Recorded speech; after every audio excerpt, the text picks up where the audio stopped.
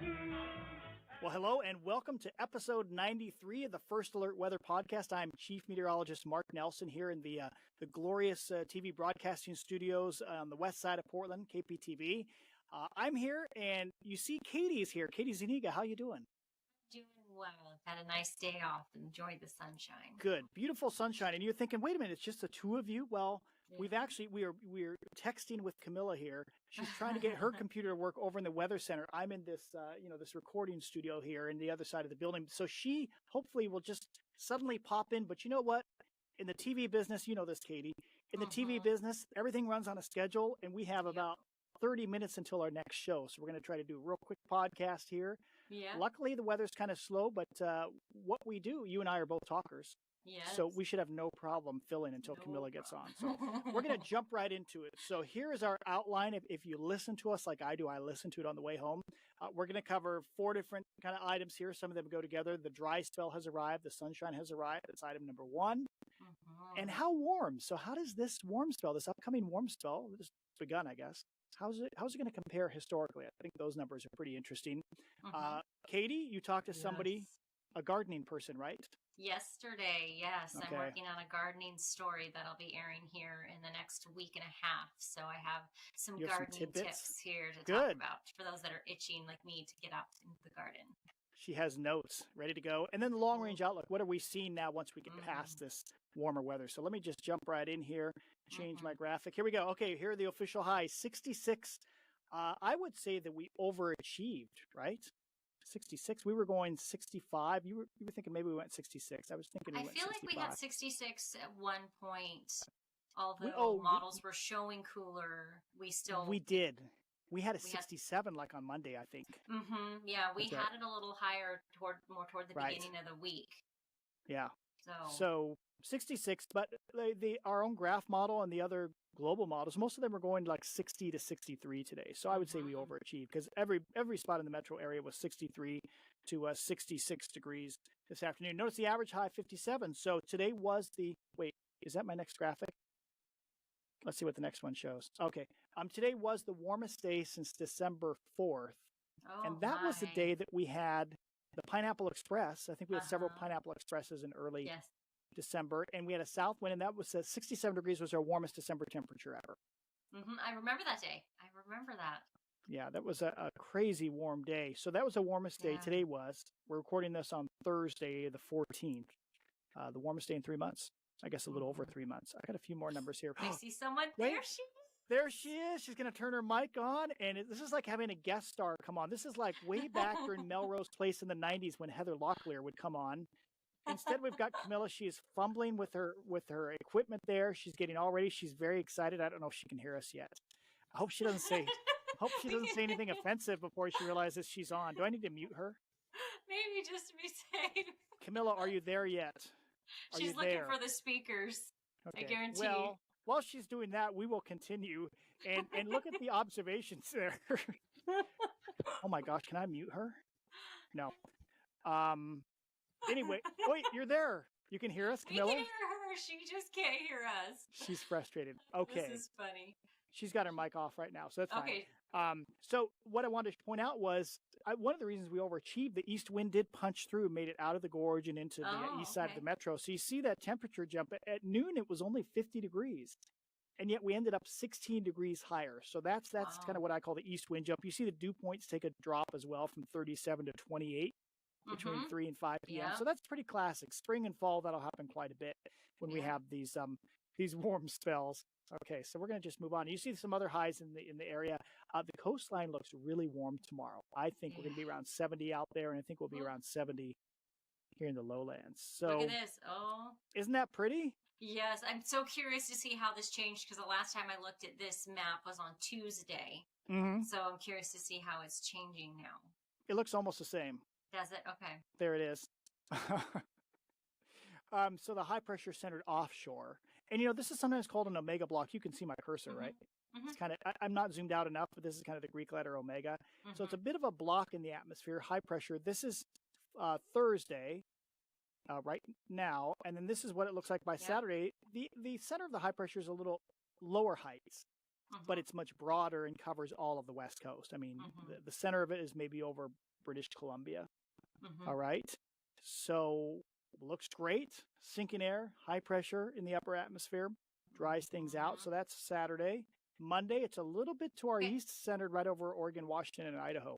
Yeah. So on Tuesday, it was like literally on top of Oregon. So it is off to the east just a little. I mean, that H is so big. I guess it's slightly to our east. I think slightly. Even if you think the big H was a little closer. It was. I remember seeing it almost like directly over us. So it is a little off. Remember those old Weather Channel promos when they would, like you're walking outside and you'd see the jet stream arrows overhead? Do you remember there were these promos in the 2000s? And I wonder, can you see the big H overhead? No. So that's on Monday. And so the very persistent ridge of high pressure, let me move it forward one more. Whoops, Monday. And so by Thursday, then the high pressure has gone to the south. It's weakened, actually, and it's also redeveloped to the west. And this is the Euro. It's a little more emphatic with the cool air coming down from the north. Other models are more kind of a splitty trough sort of thing. But the point is here, I think this is fair to say we've got a bunch of warm, sunny days like this. And the forecast is extremely easy. Do I have our forecast? Well, basically, we have sunshine. We're recording this Thursday, so we had one sunny day. We got sunshine Friday, Saturday, Sunday, Monday. So 4 days guaranteed sunshine. And then Tuesday, do we get some low-level onshore flow and some morning clouds? Maybe or maybe not, big question mark. So the next question is, how warm are we going to get? And this it is. I call it Mark's magic chart. There's nothing magical about this. But this just takes the 850 millibar temperature over Salem in the afternoon sounding. And you see the years. This is from 1999 through 2012. It also includes March of 1994 because we had a big warm spell that year. And I have this chart I use. And what you do is you go up, you say, okay, what's the 850 millibar temperature going to be in the afternoon? And the average of all those years and those Marches is this line here. All right, that's like the best fit. But east wind episodes with sunshine, those are the points up here, the data points up in here. So you say, okay, if we're going to be plus 10 with sunshine and east wind, we're probably up in the low 70s somewhere. Or if we're going to be plus 13, notice we've never been above plus, at least during this period, we never got above plus 14 or so. This is 850 millibars, about 4,000 to 5,000 feet up in the atmosphere. So this gives us pretty good confidence leading up to an event. This is before we had, I made these charts, 15 years ago and, have improved on them a little bit since that time. But I used these when we didn't have so much guidance for low level temperatures in the past. The models weren't quite as good. So that's why I made these charts. And you kind of see if we're going to be plus 10 to plus 12, which is what models are all forecasting now, kind of in this range. That puts us up in the can't low... get audio to work. Oh, wait, can't get audio to work. Okay, well, we still love you, Camila. You can't hear us. Can you hear us? She can't hear us, no. Blink twice if you can hear us. Well, that's too bad. Well... Oh, wait, I realized maybe the microphone still works. I can hear you. I can't hear anything. I can't get audio to work. And then, I can get the audio to work over there, but not the video. So you guys are doing great. Carry on. Okay. So she can't hear us. Could you turn the audio on from over there and listen to us from a distance? I don't know. Well, we'll keep going. Anyway, we wanted this to be a fast podcast. Anyways, you know what? That's going to make it go even faster. This is our forecast for the next 7 days. And notice let me go back to my other graphic here. We're just going low to mid 70s. Seems reasonable. The only possibility of a record would be on Monday. And really, Camila and I were talking. We were thinking we could just go 75 on Sunday as well. It's probably an okay forecast. So you did decide, because on Tuesday, you were thinking of that yesterday. Like Monday might be looking Tuesday. It was Tuesday, yeah. Yeah, we left might it. Be looking a little warmer. Yeah, and I think we still had Monday, the same temperature as the others yesterday. And then it's like Camila bumped it up today, and I said, okay, fine. Because the 850 millibar temps are actually a little cooler. Well, and that's the day, Monday's the day that center dropped down almost directly on top of us. So yeah. And then reality should hit. We should be back in the 50s, if not Wednesday, Thursday. So we made it to 66 today. What were our 850s? Do you remember? I don't have that because we were busy doing podcast prep, and Camila was busy buying a pie, Fred Meyer for Pie Day. That seemed important to us. Yes. Okay, so how does that compare? Yes. All right, let's go to the next graphic right here. In 1947, we've used this on the air, but we know not everybody gets a chance to watch us on air. You might have the app, you might just watch our podcast or listen to our podcast. In 1947, I would argue this was Portland's greatest March warm spell. Let's not call it a heat wave. That's kind of silly. But we had a 69 on the 13th, then a 74, then a 77, then an 80, and then a 76. So we had 4 days, 74 or higher, and that is the all-time warmest temperature for the month of March. So I don't think we're going to hit 80. No. I don't have the 850 millibar temps for that time. I don't know if they're available because typically only 1950 and later is where you see the 850 millibar temps. Regardless, we won't be quite this warm, but we're going to be close. So here's another graphic. Here's a new one. You haven't seen this one, Katie. Just use this on the air this evening. Oh, there we go. Yeah. Oh, look at those bright colors. So we do in TV, bright colors, red and white, a little bit of yellow, a little bit of black. Days at or above 70. Yeah. So what's the longest spell of days at or above 70 degrees? So we think we'll have 5. I think we're very confident we'll have 4, but we may have 5. Maybe a better than 50% chance. Okay. That's only happened twice in Portland. Yeah. The records go back to 1940. In 1941, there were 6 days at or above 70 in March. And in March of 1978, we had 5 days at or above 70. So that just shows you how unusual this will be if we have 4 or 5 days at or above 70. That's pretty atypical for us. And it's kind of funny to think that at the beginning of the month, it was snowing. Yeah. I mean, that is March. Comes in like a lion, goes out like a lamb. Right? That's the old saying. We have 2 Camillas now. Uh-oh, let me go back. I've got 14 windows open here. Camila, can you hear us now? Yeah, I think I finally got it to work. Right on time. I'm sure that nothing has been discussed at this point. Okay, all right. Well, this is going to be interesting to see how our tracks line up as well. Oh, no, I can clean it up later, so don't worry about it. It does say, folks, I got on my software here. It says Camila has Riverside open in other tabs. Please close it. Can you close your other tab? I thought I did, but yes, I will. 1 second. Oh, gosh. Okay, funny. So, yeah. You know what? This is what happens when you do spur of the moment, and you've got a show in 20 minutes now, so we're going to fly through this. Hey, it worked. There we go. We're back to just one Camila. I don't know. I like much better. Thank you, Camila. That's great. Much better. Much better. Got it. Can you hear us now, Camila? She can hear us now. That's sure good. Can. Well, we're all finished. Okay, it was great. No, just kidding. I just really wanted to pull my weight this podcast, and I don't know. I feel like I'm really doing it. I already shared that you did the most important thing today, which was the last hour. Pie By day. the cobbler? Yeah. Yeah. They didn't have real pies. They just had cobbler, but we're going to enjoy that later. Yeah. Okay, so Camila, what you missed was we covered all the warm weather stuff. We're going to make this kind of brief since it's 7:30 already, where we got a show coming up. So very kind of an easy forecast in a way. It's just going to be warm and sunny. Katie, let's talk gardening weather. I'll just say real quick, and then you can hop on. The last 2 days, I was out pruning my apple trees and pear. I got 3 apple trees done, a pear. Those great pears I had last fall, ready to go. And then I think tomorrow, I don't know what I'm going to do tomorrow, but I'm going to spend some time out in the yard. I just want to be in the sun. So what did the gardeners say? You also pruned your Christmas tree. Oh, that's right. I forgot about that. And if there's any Christmas tree growers, I know this isn't the right time of the year. You're supposed to do it in late summer, but I just kind of trimmed a few up a little bit. Don't judge me if you're a noble fir grower. So we talked about this many times in the past on our podcast, but I just absolutely love vegetable gardening. It's just one of my passions. And so I'm doing a story on that. I was out at the Portland Nursery yesterday talking with one of their people there, and just knowing that all of this sunshine is going to, and I'm included in that, just itch to get out in the yard and get things going. And so we talked a lot about, and you hit on it perfectly when we were looking at the upper level chart, that we're going to have this ridge for a while, but then it does look like things are going to pull back down. And so there was a warning put of, don't put your tomatoes in the ground yet. No. So just don't do that, because if it drops below 50 at night, they're in danger of dying, basically. Or the plant won't die, but the ability for them to bear fruit. And the ground hasn't even warmed up yet. We just had snow a week and a half ago.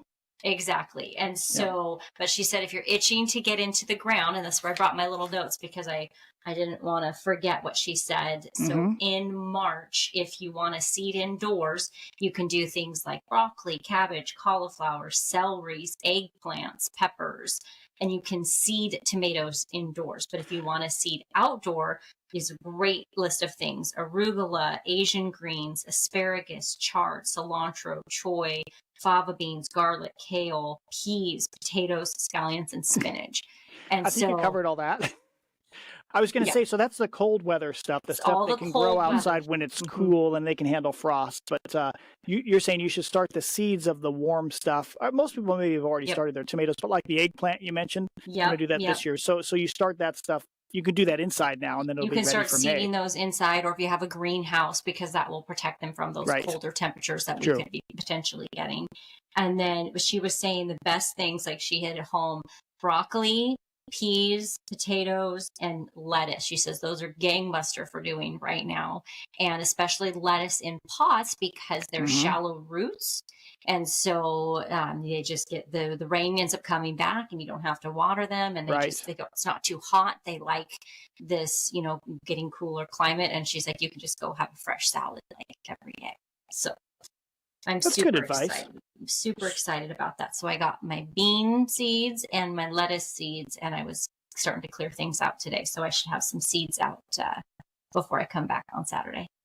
I live a little bit higher at I've mentioned that before, at 1,000 feet. So I have to wait a bit longer, and it's wetter at my place out there, kind of west slopes of the Cascades. So I don't, even the cool weather stuff, I guess I don't really get that in the ground until early April, stuff like peas or the lettuce or whatever. Otherwise it's just, I had snow on the ground.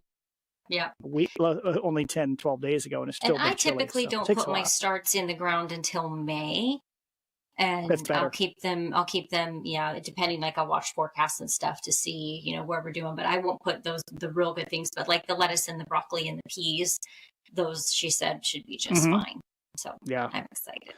Cool weather stuff, yes. Warm weather stuff, wait. Yes, that's the bottom line. We will still have lots of days in the 40s and 50s and showery, and a lot of that stuff would just mold if you tried to. It'll just sit there and do nothing. So. Yeah, and the tomatoes just they won't come back. That's it. They're done. No. They'll grow, the plant will grow, but you'll get no fruit from it. And I'll have other tips when I do air the story about planting to bring in pollinators and other tips and things. And then if you're not a fruit gardener, you're a vegetable gardener, you want to look at like native plants and like doing low maintenance yards. We talk about that too. That's good stuff. Yeah. And that is your mid-March gardening report. Katie will be back with the late March gardening report in a few weeks, right? Nice. Yes, you betcha. So we did have we didn't have a frost in town last 2 nights. Was it 2 nights ago? No, it was this morning. I think we were 34 or 35 at PDX. There was some light frost in the outlying areas. I had a 29 or 30 in my place, but that's not unusual for March. You see the last 5 years, we've had 28 or 30 for a low in the month of March. So we still get some frost. Last frost typically in the urban areas now or early April. Coldest outlying areas, late April, maybe even early May sometimes, but typically in April. It's our last frost. Okay, so what are we seeing? This is the Euro from last week. So this is from the afternoon of the 5th. So this is actually, we're recording this on late Thursday. This was last Wednesday. So this was 8 days ago. Look how well the models, just like that cold spell in January, 8 to 10 days ahead of time, they were showing, here's Thursday, this is today, where the arrow's pointing. They were right on the first warm day. Yeah. That's pretty amazing. Nailed it. Models can handle the large-scale details relatively well nowadays. It's not always perfect. They're going to miss small details, but man, they showed this warm spell coming up. So we were able to talk about that for quite a while. Now this is what it looks like. This is the Euro from this morning. And we look at the other end of this. It's pretty clear that the last warm day, real warm day, will be, this is Tuesday afternoon, so Tuesday. And then you do notice, as opposed to early March, as we head into the end of March here, there are areas of yellow showing up, which tells you from time to time we get some warmer weather the latter half of March, a day where it's like 64 degrees, and then it's 52 and rainy for 3 days, and then it's back to 63. So, we're out of the consistently cold stuff. I think that's kind of a message here that we see on the long-range maps. Don't you worry. I know you two are both thinking, where's the 500 millibar animation? It's coming. Is it coming? Yeah. Okay. I kind of threw this together quickly. You can see here, this is just the 24-hour rainfall or precipitation. No chance for rain from any of the Euro ensembles till at the very earliest Tuesday evening. Some of them have showers on Wednesday, some of those ensemble members, but by Thursday, this is the blue line here. By Thursday, there's a pretty decent chance for showers. You can see the rain chances here from that point forward off and on for the next 2 weeks. And there's your 500 millibar loop. There's a big ridge now. We go through the next 2 weeks. We are all, at this point, we're up to Sunday and Monday of next week.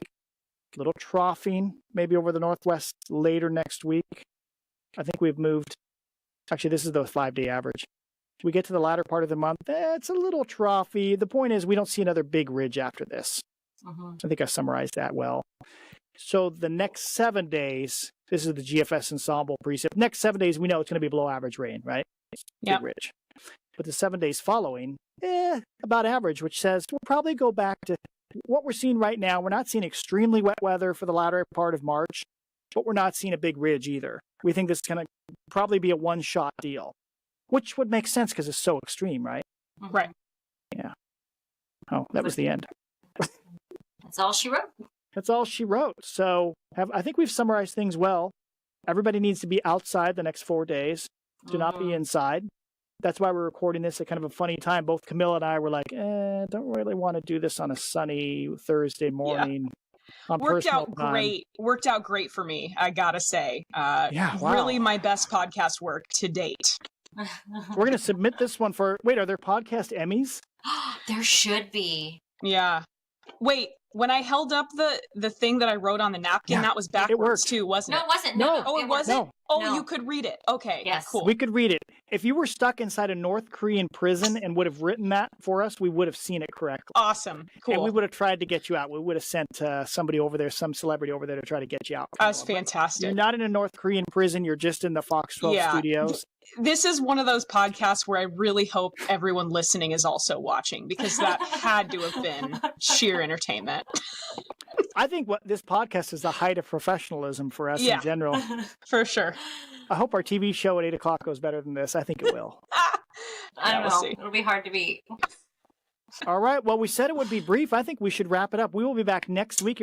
By the way, you're probably wondering where Jeff is. If you weren't watching last week, he mentioned he was going on a little vacation. And Jeff will be back next week, as far as I'm aware. He's made contact, so I know he's still somewhere around on the continent. We saw him yesterday. Yeah, that's right. Yep. We did see him. We had a weather meeting for our corporation. So, all right. Well, thanks for joining us. Thank you, Katie and Camila. That's all. I guess you don't need to respond. Thank you, Camila, for those 4 minutes. And we will see you for episode 94 later next week. I'm sure we're going to be, we do numbers, so we're going to be recapping this whole little event. So thanks again for joining us. So stop your waiting and hesitating and tell us, please tell us